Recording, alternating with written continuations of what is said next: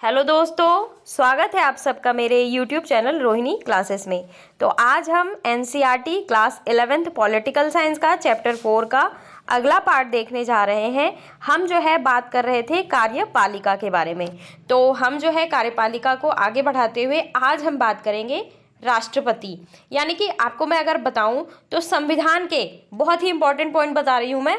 संविधान के भाग 5 के अनुच्छेद 52 से लेके 78 तक संघ की कार्यपालिका का वर्णन है। यानी कि अगर संघ के कार्यपालिका की बात करूं तो इसमें राष्ट्रपति आते हैं, उपराष्ट्रपति आते हैं, प्रधानमंत्री आते हैं, मंत्रिमंडल आते हैं और महान्यायवादी, ये सारे लोग जो है शामिल होते हैं। और राष्ट्रपति जो होते हैं ना, वो भारत का राज्य प्रमुख होता है और वो जो है भारत का फर्स्ट मैन ऑफ इंडिया, यानी कि भारत का प्रथम नागरिक होता है, फर्स्ट सिटीजन, ठीक है। और राष्ट्र की एकता, अखंडता और सुदृढ़ता का प्रतीक होता है राष्ट्रपति। और इन्हीं राष्ट्रपति के बारे में आज हम डिटेल वे में स्टडी करेंगे। तो चलिए बिना किसी देरी के स्टार्ट करते हैं। तो सबसे पहले आप ये जान लीजिए कि राष्ट्रपति जो है, राष्ट्रपति बनते कैसे हैं, इसके बारे में मैं अगर आपको बताऊं, एक मिनट। तो राष्ट्रपति के निर्वाचन के बारे में अगर मैं बात करूं तो देखिए, राष्ट्रपति कैसे चुने जाते हैं इसके बारे में हम समझ लेते हैं। तो राष्ट्रपति का जो निर्वाचन होता है वो उसको जनता प्रत्यक्ष रूप से नहीं करती, ठीक है, बल्कि एक निर्वाचक मंडल के जो है सदस्यों द्वारा उसका निर्वाचन होता है। जिसमें कौन कौन शामिल है मैं आपको बताती हूँ। पहला, संसद के दोनों सदनों के कौन निर्वाचित सदस्य, कौन निर्वाचित सदस्य। दूसरा, राज्य विधानसभा के निर्वाचित सदस्य। और तीसरा, केंद्र शासित प्रदेश, सारे केंद्र शासित प्रदेश नहीं, दिल्ली व पुदुचेरी, ध्यान रखेंगे, दिल्ली व पुदुचेरी। कई बार एग्जाम में पूछा जा चुका है कि राष्ट्रपति के निर्वाचन में कौन से केंद्र शासित प्रदेश के विधानसभाओं के निर्वाचित सदस्य पार्टिसिपेट करते हैं, तो दिल्ली और पुदुचेरी के विधानसभाओं के निर्वाचित सदस्य, ठीक है। अब अगर इस प्रकार में अगर आपको बताऊं तो संसद के दोनों सदनों के ना मनोनीत सदस्य, ठीक है, और राज्य विधानसभाओं के मनोनीत सदस्य, राज्य विधान परिषदों के सदस्य और दिल्ली और पुदुचेरी विधानसभा के मनोनीत सदस्य जो होते हैं वो राष्ट्रपति के निर्वाचन में भाग नहीं लेते। और जब कोई सभा विघटित हो गई हो तो जो है उसके सदस्य राष्ट्रपति के निर्वाचन में मतदान नहीं कर सकते। ये आपको बिल्कुल ध्यान रखना है, ठीक है। अब देखिए, एट प्रेजेंट टाइम राष्ट्रपति कौन है? रामनाथ कोविंद। आवास कहाँ है उनका? राष्ट्रपति भवन, ठीक है, ये चीज़ ध्यान रखेंगे। और अवधि कितनी होती है? 5 वर्ष की अवधि होती है, ये चीज़ आपको ध्यान रखना है। अब देखिए, राष्ट्रपति की शक्ति और स्थिति क्या क्या है इसके बारे में हम देख लेते हैं। हम ऐसा नहीं कह सकते हैं कि हमारे देश में प्रधानमंत्री को ही सारी शक्तियाँ मिली हुई हैं, हमारे देश के राष्ट्रपति की भी अबाध शक्ति हैं, ठीक है। आप पहले ही पढ़ चुके हैं कि राष्ट्रपति जो होता है, कहते हैं ना कि नाम मात्र का, तो ऐसा नहीं है, ये थोड़ा सा सस्पिशियस होगा। तो राष्ट्रपति जो है सरकार का औपचारिक प्रधान है, ठीक है, और औपचारिक रूप से उसे बहुत सी कार्यकारी, विधायी, कानूनी और आपात शक्तियाँ प्राप्त हैं। अब संसदीय व्यवस्था में राष्ट्रपति वास्तव में इन सब जो शक्तियां हैं उनको उसको मिली हुई है, उसका प्रयोग जो है मंत्री परिषद की सलाह पे करता है। किसकी सलाह पे करता है? मंत्री परिषद की सलाह पे। यानी कि प्रधानमंत्री और मंत्री परिषद को जो है बहुत वो जो है लोकमत में बहुत मत प्राप्त होता है और वे ही वास्तविक कार्यकारी होते हैं। और अधिकतर मामलों में राष्ट्रपति को मंत्री परिषद की सलाह जो होती है वो माननी ही पड़ती है। अब आइए थोड़ा सा जवाहरलाल नेहरू का कथन देख लेते हैं। देखिए, इन्होंने क्या कहा है राष्ट्रपति जी के बारे में। हमने राष्ट्रपति को कोई वास्तविक शक्ति नहीं दी, लेकिन ध्यान रखेंगे, लेकिन उसके पद को प्रभुतापूर्ण और गरिमामय बनाया है। संविधान उसे न तो वास्तविक कार्यकारी बनाना चाहता है और ना ही एकदम नाम मात्र का प्रधान, ठीक है। और संविधान उसे एक ऐसा प्रधान बनाना चाहता है जो न शासक होता है और न शासन करता है। यह उसे एक महान संवैधानिक प्रधान बनाना चाहता है, ये चीज़ ध्यान रखेंगे। तो आगे बढ़ने से पहले मैं आपको इसकी अर्हताएं बता दूं। राष्ट्रपति बनने के लिए राष्ट्रपति के चुनाव के पद के लिए जो है अगर आप उम्मीदवार बनना चाहते हैं तो आपके अंदर क्या क्या योग्यताएं होनी चाहिए। सबसे पहला, वह भारत का नागरिक हो। दूसरा, वह 35 वर्ष की, ध्यान रखेंगे 35 वर्ष की आयु पूरी कर चुका हो। तीसरा, वह लोकसभा का सदस्य निर्वाचित होने के लिए अर्हता रखता हो। ठीक है। और चौथा, वह जो है संघ सरकार में या फिर जो है किसी राज्य सरकार में या फिर किसी स्थानीय प्राधिकरण में या फिर किसी सार्वजनिक प्राधिकरण में लाभ के पद पर ना हो। ठीक है, इतना आपको ध्यान रखना है। और क्या बात करेंगे राष्ट्रपति के बारे में। राष्ट्रपति के पद के लिए कुछ शर्तें भी निर्धारित की गई हैं, ये भी आप देख लीजिए। देखिए, वह क्या हो, संसद के किसी भी सदन या राज्य विधायिका का सदस्य नहीं होना चाहिए। और यदि कोई ऐसा व्यक्ति राष्ट्रपति निर्वाचित होता है तो उसे जो है पद ग्रहण करने से पूर्व उस सदन में, जिस सदन का वो मेंबर है, उससे त्यागपत्र देना होगा। दूसरी चीज़ जो मैंने आपको बताई कि वह अन्य लाभ के पद पर धारण नहीं होना चाहिए। तीसरी चीज़, उसे बिना कोई किराया चुकाए आधिकारिक निवास आवंटित होगा, यानी कि क्या, राष्ट्रपति भवन। चौथी चीज, उसे संसद द्वारा निर्धारित उपलब्धियां, भत्ते और विशेषाधिकार प्राप्त होंगे। पांचवा, उसकी उपलब्धियां और भत्ते उसकी पद अवधि, यानी कि जो 5 वर्ष की अवधि होगा उसके दौरान कम नहीं किए जाएंगे। ठीक है, तो ये चीज, इतनी चीज आप ध्यान रखेंगे। अब आइए थोड़ा सा बात कर लेते हैं राष्ट्रपति के विशेषाधिकार के बारे में। देखिए, अब इन बातों की चर्चा के बाद क्या हम ये निष्कर्ष निकाल सकते हैं कि किसी भी परिस्थिति में राष्ट्रपति को कोई विशेषाधिकार प्राप्त नहीं है? ये कहना एक गलत मूल्यांकन होगा। कैसे होगा, इसको भी अभी हम देखते हैं। देखिए, संवैधानिक रूप से अगर देखा जाए तो राष्ट्रपति को सभी महत्वपूर्ण और मंत्रिपरिषद के कार्यवाह के बारे में सूचना प्राप्त करने का अधिकार है। ठीक है, यानी कि प्रधानमंत्री जो होता है ना, उसका कर्तव्य होगा कि वह जो है राष्ट्रपति द्वारा मांगी गई सभी सूचनाएं उसे दे। और राष्ट्रपति क्या करता है, राष्ट्रपति प्रायः प्रधानमंत्री को पत्र लिखता है और देश की समस्याओं पर अपने विचार व्यक्त करता है। इसके अतिरिक्त क्या करता है, कम से कम अगर 3 अवसर देखें तो राष्ट्रपति अपने विशेषाधिकारों का प्रयोग करता है। सबसे पहला देखें, जैसा कि आप पहले ही देख चुके हैं कि राष्ट्रपति क्या करता है, राष्ट्रपति मंत्रिपरिषद की सलाह को लौटा सकता है। ठीक है, और उसे अपने निर्णय पर पुनर्विचार, यानी कि आप फिर से विचार करिए, आपने जो ये निर्णय लिया है इसके लिए कह सकता है। और ऐसा करने में राष्ट्रपति जो है अपने विवेक, अपनी बुद्धि का प्रयोग करता है। ठीक है, और जब राष्ट्रपति को ऐसा लगता है ना कि सलाह में कुछ गलती है या फिर कानूनी रूप से कुछ कमियां हैं या फिर फैसला देश के हित में नहीं है, तो वो क्या करता है, मंत्रिपरिषद से अपने निर्णय पर पुनर्विचार के लिए कह सकता है। यद्यपि क्या होता है कि मंत्रिपरिषद जो है पुनर्विचार के बाद उसे वही सलाह दोबारा दे सकती है, और तब जब पुनर्विचार के बाद फिर से जब वही सलाह आती है तो राष्ट्रपति उसे मानने के लिए बाध्य भी होगा, यानी कि उसे मानना ही होगा। ठीक है, कंपल्सेशन है ये। और राष्ट्रपति के द्वारा पुनर्विचार का आग्रह अपने आप में काफी मायने रखता है, यानी कि ये एक ऐसा तरीका है जिससे राष्ट्रपति अपने विवेक के आधार पर अपनी शक्ति का प्रयोग करता है। अच्छा, ये तो हुई पहली बात। दूसरी बात, राष्ट्रपति के पास the most important veto power है, निषेधाधिकार जिसे कहते हैं। क्या कहते हैं, निषेधाधिकार। तो सबसे पहले आप ये जान लीजिए वीटो है क्या। देखिए, संसद द्वारा पारित कोई विधेयक तभी अधिनियम बनता है जब उस पर राष्ट्रपति के सिग्नेचर होंगे, सहमति देगा वो। ठीक है, और जब ऐसा विधेयक राष्ट्रपति की सहमति के लिए जब प्रस्तुत होता है ना, उसके पास जाता है, तो राष्ट्रपति के पास 3 विकल्प होते हैं। इन तीनों के बारे में मैं आपको बताऊं तो पहला विकल्प है, वह विधेयक पर अपनी स्वीकृति दे सकता है। पहला क्या बताया मैंने, या तो वो विधेयक पर अपनी स्वीकृति दे दे। ठीक है, यानी कि उसे पास कर दे। दूसरा, या तो वो विधेयक अपनी स्वीकृति को सुरक्षित रख सकता है। ठीक है, वह विधेयक को संसद में पुनर्विचार हेतु लौटा भी सकता है। तो ये जो सुरक्षित रखने वाली चीज है ना, ये क्या है, वीटो। क्या है?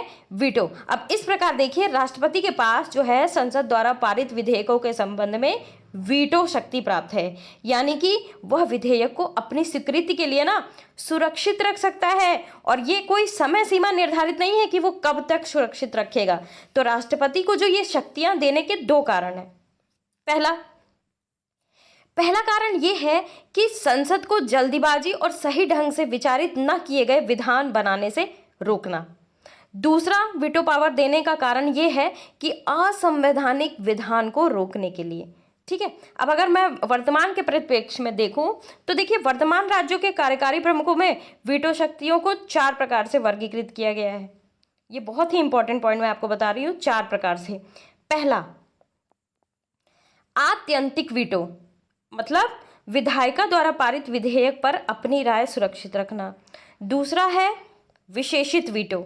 वीटो के नाम भी याद रखेंगे आप, एक बताया मैंने आत्यंतिक, दूसरा बताया मैंने विशेषित। विशेषित क्या होता है? जो विधायिका द्वारा उच्च बहुमत द्वारा निरस्त किया जा सके।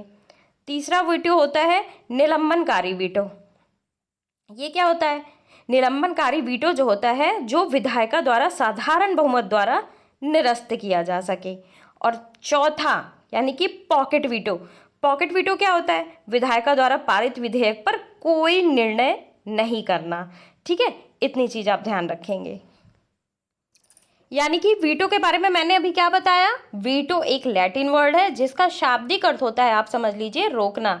यानी कि अलग अलग जगहों पर भिन्न भिन्न मायने हैं वीटो के। ठीक है, राष्ट्रपति की वीटो जो शक्तियां होती है ना, संसद द्वारा पारित विधेयक को रोकने से संबंधित है। ये मैंने अभी आपको बता दिया। तो ये साफ जाहिर है कि भारतीय संविधान में संसद को कानून बनाने और संविधान संशोधन की शक्ति प्राप्त है। ठीक है, और संसद जो है संविधान के मूल ढांचे के अतिरिक्त अन्य प्रावधानों को संशोधित कर सकती है। संसद में कोई अधिनियम विधेयक के रूप में लाया जाता है, और जब दोनों सदनों में पारित हो जाता है तो कहाँ जाता है वो? राष्ट्रपति के पास। और इस तरह जब किसी विधेयक को राष्ट्रपति की मंजूरी ना प्राप्त हो जाए तो वो प्रभावी नहीं हो सकता। और ऐसे में राष्ट्रपति किसका प्रयोग करता है? अपनी वीटो शक्ति का। किसका? वीटो शक्ति का। यानी कि किसी विधेयक को कानून बनने से रोक सकता है।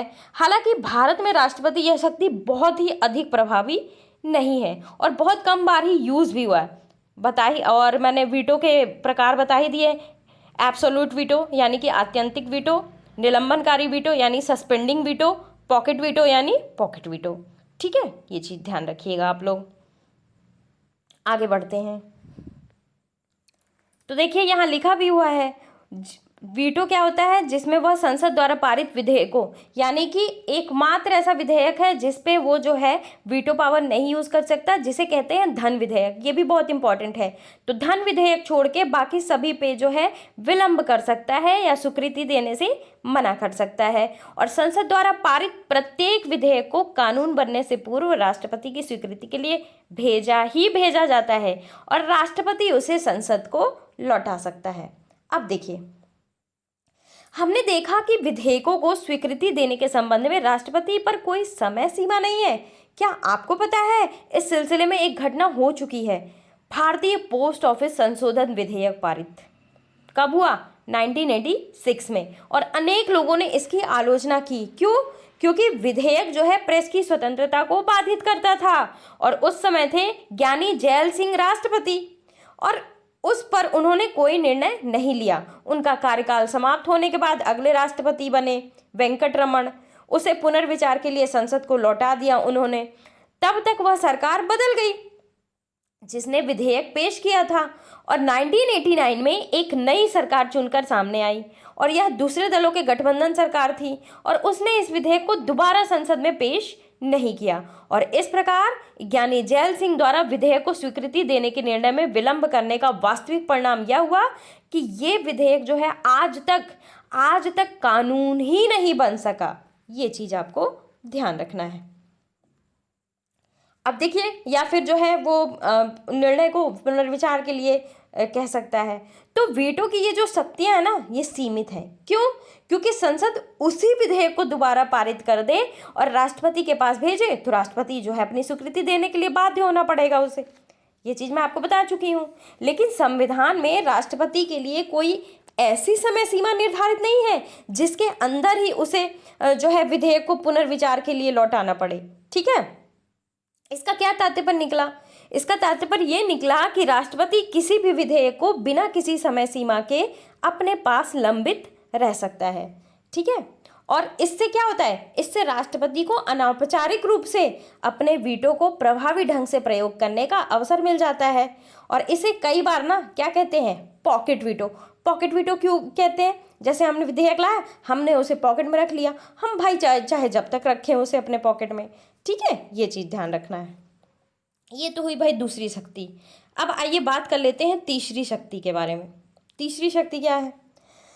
तो ये विशेषाधिकार है राजनीतिक परिस्थितियों के कारण पैदा होता है। औपचारिक रूप से राष्ट्रपति जो होता है प्रधानमंत्री की नियुक्ति करता है।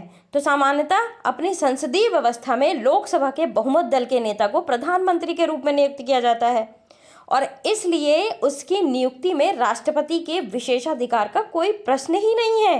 लेकिन उस परिस्थिति की कल्पना करिए आप जिसमें चुनाव के बाद किसी भी नेता को लोकसभा में बहुमत प्राप्त ना हो। अब इसके अतिरिक्त यह भी सोचें आप कि यदि गठबंधन बनाने का प्रयास करने के बाद भी 2 या 3 नेता ये दावा करें कि उन्हें लोकसभा में बहुमत प्राप्त है तो क्या होगा?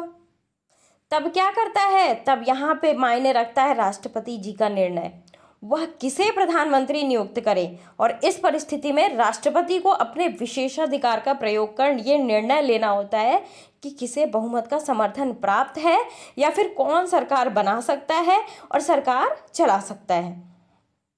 1989 के बाद से प्रमुख राजनीतिक परिवर्तनों के कारण राष्ट्रपति के पद का महत्व बहुत बढ़ गया है। 1989 से 1998 की अगर मैं बात करूं तो तब तक जो हुए 4 संसदीय चुनावों में ना किसी भी एक दल या दलीय गठबंधन को लोकसभा में स्पष्ट बहुमत नहीं मिल सका। अब इन परिस्थितियों की मांग थी कि राष्ट्रपति हस्तक्षेप करके या तो सरकार का गठन कराए या फिर प्रधानमंत्री द्वारा लोकसभा में बहुमत सिद्ध न कर पाने के बाद भी जो है उसकी सलाह पर लोकसभा भंग कर दे। यानी कि हम ये कह सकते हैं, ये कहा जा सकता है कि राष्ट्रपति का विशेषाधिकार जो होता है, विशेष अधिकार जो होता है वो राजनीतिक परिस्थितियों पर आधारित है। जब सरकार स्थायी ना हो और गठबंधन सरकार सत्ता में हो तब राष्ट्रपति के हस्तक्षेप की संभावनाएं जो है वो बढ़ जाती हैं। ठीक है, देखिए राष्ट्रपति मुख्यतः एक औपचारिक शक्ति वाला पद है, वह राष्ट्र का अलंकारिक प्रधान है। ऐसे में आप पूछ सकते हैं कि तब हमें राष्ट्रपति की क्या आवश्यकता है? संसदीय व्यवस्था में जो है मंत्रिपरिषद विधायिका में बहुमत के समर्थन पर निर्भर होती है। इसका अर्थ यह है कि मंत्रिपरिषद को कभी भी हटाया जा सकता है और तब उसकी जगह एक नई मंत्रिपरिषद की नियुक्ति करनी पड़ेगी। और ऐसी परिस्थिति में ना एक ऐसे राष्ट्र प्रमुख की जरूरत पड़ती है जिसका कार्यकाल स्थायी हो। ठीक है, यानी कि आप देखिए लोकसभा की मंत्रिपरिषद बनी, वो जरूरी नहीं है कि 5 वर्ष तक रहेगी ही रहेगी। ठीक है, उसे कभी भी भंग किया जा सकता है, लेकिन एक राष्ट्रपति का जो कार्यकाल होता है वो स्थायी होता है। ठीक है, जिसका कार्यकाल स्थायी हो, जिसके पास प्रधानमंत्री को नियुक्त करने की शक्ति हो, जो सांकेतिक रूप से पूरे देश का प्रतिनिधित्व कर सके। ठीक है, और सामान्य परिस्थितियों में राष्ट्रपति की यही भूमिका होती है। लेकिन जब किसी दल को ना स्पष्ट बहुमत नहीं मिलता तब राष्ट्रपति पर निर्णय लेने और देश की सरकार चलाने के लिए प्रधानमंत्री को नियुक्त करने के अतिरिक्त जिम्मेदारी होती है। अब देखिए प्रधानमंत्री को नियुक्त करने में राष्ट्रपति की क्या भूमिका है। 1977 के बाद भारत की दलीय राजनीति में प्रतिस्पर्धा काफ़ी बढ़ गई, कंपटीशन बहुत बढ़ गया और ऐसे अनेक उदाहरण हैं जब लोकसभा में किसी भी दल को बहुमत नहीं मिला। और इन परिस्थितियों में ना राष्ट्रपति ने क्या किया? मार्च 1998 की अगर बात करें तो चुनाव में किसी भी दल या दलीय गठबंधन को बहुमत नहीं मिला। भाजपा और उसके सहयोगी दलों को कुल 251 सीटें मिली जो बहुमत से 21 कम थीं। राष्ट्रपति नारायणन एक लंबी प्रक्रिया अपनाई। उन्होंने गठबंधन से जो है गठबंधन के नेता अटल बिहारी वाजपेयी से अपने दावे के समर्थन से संबंधित राजनीतिक दलों के दस्तावेज प्रस्तुत करने को कहा। अब इससे भी आगे जाकर राष्ट्रपति ने वाजपेयी को पद ग्रहण करने के लिए मात्र 10 दिनों के भीतर विश्वास मत प्राप्त करने के लिए कहा। अच्छा, अब तक हुई राष्ट्रपति की बात, अब बात करते हैं उपराष्ट्रपति। भारत में राष्ट्रपति के बाद उपराष्ट्रपति का पद जो होता है वो कार्यकारिणी में सबसे बड़ा दूसरा पद होता है। ठीक है, भारत में उपराष्ट्रपति जो होता है वो कौन होता है? राज्यसभा के अध्यक्ष के तौर पर विधायी कार्यों में हिस्सा लेते हैं। एट प्रेजेंट टाइम 11 अगस्त 2017 से वेंकैया नायडू, ध्यान रखेंगे वेंकैया नायडू उपराष्ट्रपति हैं। ठीक है, ये कहाँ आवास कहाँ है? उपराष्ट्रपति का घर नई दिल्ली। नियुक्तिकर्ता कौन होते हैं इनके? भारत का निर्वाचक मंडल। अवधि कितनी होती है? 5 साल। ठीक है, देखिए उपराष्ट्रपति जो होता है ना वो कौन होता है? राज्यसभा का पदेन सभापति। पूछा भी जाता है एग्जाम में कि उपराष्ट्रपति कौन होता है, तो ये होता है राज्यसभा का पदेन सभापति। यानी कि उपराष्ट्रपति राज्यसभा का पदेन सभापति होगा और अन्य कोई लाभ का पद धारण नहीं करेगा। लेकिन जिस किसी अवधि के दौरान उपराष्ट्रपति अनुच्छेद 65 के अधीन राष्ट्रपति के रूप में कार्य करता है या राष्ट्रपति के कृत्यों का निर्वहन करता है, उस अवधि के दौरान वह राज्यसभा के सभापति के पद के कर्तव्यों का पालन नहीं करेगा। ठीक है, ये चीज़ ध्यान रखेंगे। और उपराष्ट्रपति राष्ट्रपति के पद पर कब कार्य करेगा? तब जब राष्ट्रपति का पद आकस्मिक रिक्ति के दौरान उसकी अनुपस्थिति में उपराष्ट्रपति का जो होता है वो राष्ट्रपति के रूप में कार्य करना, उसके कृत्यों का निर्वहन करना होता है। कब? जब राष्ट्रपति की मृत्यु हो जाए या पद त्याग दें या पद से हटाए जाएं या फिर अन्य कारणों से। ठीक है, या फिर जब राष्ट्रपति अनुपस्थित हो या बीमार हो या फिर कोई अन्य कारण। तो देखिए यहाँ दिया भी हुआ है कि उपराष्ट्रपति 5 वर्ष के लिए चुना जाता है और उसको भी उसी तरह चुनते हैं जैसे कि राष्ट्रपति को। केवल फर्क बस इतना है कि उसके निर्वाचक मंडल में राज्य विधानसभा के सदस्य नहीं होते। ठीक है, इतना ध्यान रखेंगे, ये अंतर बहुत मायने रखता है। और उपराष्ट्रपति को हटाने के लिए ना राज्यसभा को अपने बहुमत से इस आशय से प्रस्ताव पास करना पड़ता है और उस प्रस्ताव पर लोकसभा की सहमति लेनी पड़ती है। और उपराष्ट्रपति जो होता है वो राज्यसभा का पदेन सभापति होता है और राष्ट्रपति की मृत्यु, त्यागपत्र, महाभियोग द्वारा हटाए जाने या अन्य किसी कारण से रिक्त होने पर वह कार्यवाहक राष्ट्रपति का काम करता है। और उपराष्ट्रपति तभी तक कार्यवाहक राष्ट्रपति के रूप में कार्य करेगा जब तक कोई नया राष्ट्रपति नहीं चुन लिया जाता। फखरुद्दीन अहमद अली की मृत्यु के बाद बीडी जत्ती तब तक कार्यवाहक राष्ट्रपति के रूप में काम करते रहे ना जब तक नए राष्ट्रपति का चुनाव नहीं हो गया। आगे बढ़ते हैं। अच्छा, आज हमने पढ़ लिया राष्ट्रपति और उपराष्ट्रपति के बारे में। अगले में हम पढ़ेंगे प्रधानमंत्री और मंत्री परिषद के बारे में। तो कैसा लगा ये वीडियो जरूर आप मुझे कमेंट बॉक्स में बताएगा। चैनल को सब्सक्राइब जरूर कर लीजिए और अपने दोस्तों में ज़्यादा से ज़्यादा शेयर करिए अगर आपको चीज़ें समझ में आती हैं। और अगर नहीं समझ में आती तो आप ही लोगों के लिए कमेंट बॉक्स खुला हुआ है, ज़रूर अपने डाउट्स क्लियर करिए कमेंट बॉक्स में लिख के। और वीडियो को शेयर करिए, लाइक करिए, बेल आइकन प्रेस कर दीजिए। Thank you very much.